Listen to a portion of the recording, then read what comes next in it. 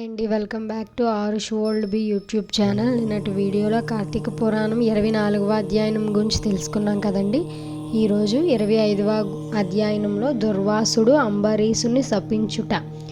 అంబరీష, పూర్వజన్మలో కించత్ పాప విశేషము వలన నీకు ఈ అనర్థము వచ్చినది. నీ బుద్ధిచే దీర్ఘముగా ఆలోచించి నీకెటుల అనుకూలించునో అటులనే చేయుము. ఇక మాకు సెలవింపుము అని పండితులు పలికిరి. అంత అంబరీషుడు, ఓ పండితోత్తములారా, నా నిశ్చితాభిప్రాయమును ఆలకించి వెళ్ళండి. ద్వాదశి నిష్టను విడుచుట కన్నా విప్రశాపము అధికమైనది కాదు.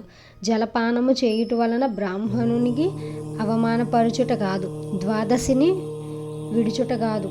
అప్పుడు దుర్వాసుడు నన్నెలా నిందింపడు, నా తొలి పుణ్యఫలము నశింపదు.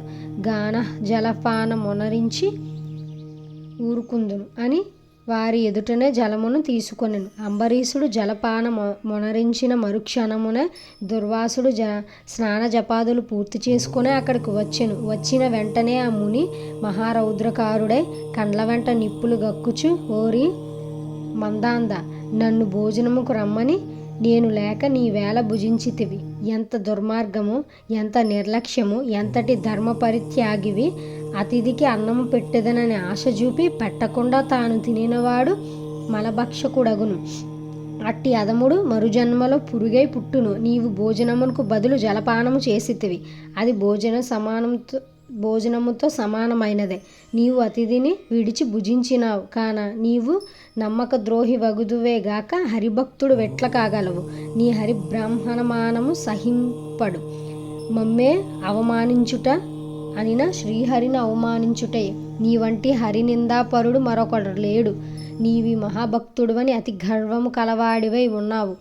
ఆ గర్వముతోనే నీవు నన్ను భోజనమునకు ఆహ్వానించి అవమానపరిచి నిర్లక్ష్యముగా జలపాన మొనరించితివి. అంబరీష, నీ వెట్లు పవిత్ర రాజకుటుంబంలో పుట్టినావురా.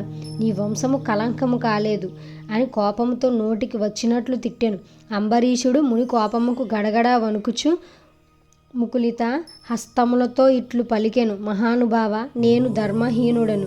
నా అజ్ఞానముచే నేనీ కార్యము చేసితిని. నన్ను రక్షింపుడు. బ్రాహ్మణులకు శాంతియే ప్రధానము. మీరు తపోధనులు, దయాదాక్షిణ్యములు కలవారు కాన నన్ను కాపాడుడని పాదములపై బడెను. దయాశూన్యుడైన దుర్వాసుడు అంబరీషుని తలను తన ఎడమకాలితో తన్ని, నాకు ఎప్పుడునూ దయగాని శాంతము గాని లేదని ఎరుగవా? కోపమే నాకు ప్రధానము. దోషికి శాపమియకుండా ఉండరాదు కనుక నిన్ను శపిస్తున్నాను. నీవి మొదటి జన్మలో చేపగాను, రెండవ జన్మలో తాబేలుగాను, మూడవ జన్మలో పందిగాను, నాలుగవ జన్మలో సింహముగాను, ఐదవ జన్మలో వామనుడుగాను, ఆరవ జన్మలో క్రూరుడు వగు బ్రాహ్మణుడుగాను, ఏడవ జన్మలో మూఢుడవైన రాజుగాను, ఎనిమిదవ జన్మలో రాజ్యము గాని సింహాసనము గాని లేనట్టి రాజువుగాను, 9వ జన్మలో పాషండ మతస్థుడువుగాను, 10వ జన్మలో పాపబుద్ధిగల దయలేని బ్రాహ్మణుడువుగాను పుట్టెదగాక అని వెనుక ముందు ఆలోచించక శపించెను. ఇంకనూ కోపము తగ్గనందున మరలా శపించుటకు వృద్యుక్తుడగుచుండగా శ్రీ మహావిష్ణువు బ్రాహ్మణ శాపము వృధా కాకూడదని తన భక్తుడికి ఏ అపాయము కలగకూడదనుకుని అంబరీషును హృదయములో ప్రవేశించి, మునివర్య, అటులనే మీ శాపము అనుభవింతునని ప్రాధేయపడగా మరలా దుర్వాసుడు కోపము తెచ్చుకొని శపించేలోగా శ్రీమన్నారాయణుడు తన సుదర్శన చక్రమును అడ్డు పెట్టెను. ఆ సుదర్శనము కోటి సూర్య ప్రభాసితమై అగ్నిజ్వాలలు కక్కుచు దుర్వాసునిపై పడబోయెను. అంత దుర్వాసునుడు ఆ చక్రము తనపై పడి తనను మసిచేయునని తలంచి ప్రాణముపై ఆశ కలిగి అచటి నుండి బ్రతుకు జీవుడా అని పరిగెడెను. మహా తేజస్సుతో చక్రాయుధము దుర్వాసుని తరుముచుండెను. దుర్వాసుడు తనను కాపాడమని భూలోకమునున్న మహామునులను వేడుకొనగా ఆ పని తమకు చేత కాదని చెప్పారు. దేవలోకమున కరిగి దేవేంద్రుని వేడుకొనగా ఇంద్రుడు తన వల్ల కాదని చెప్పాను. బ్రహ్మలోకానికి వెళ్ళి బ్రహ్మదేవుణ్ణి, కైలాసమునకు వెళ్ళి పరమేశ్వరుని ఎంత ప్రార్థించినను వారు సైతము దుర్వాసన చక్రాయుధం బారి నుండి కాపాడలేకపోయారు. ఈ కథ ఇంతటితో పూర్తయిందండి. దీని కంటిన్యూషన్ వీడియో 26వ అధ్యాయంలో దుర్వాసుడు శ్రీహరిని శరణు వేడుట గురించిలో తెలుసుకుందామండి.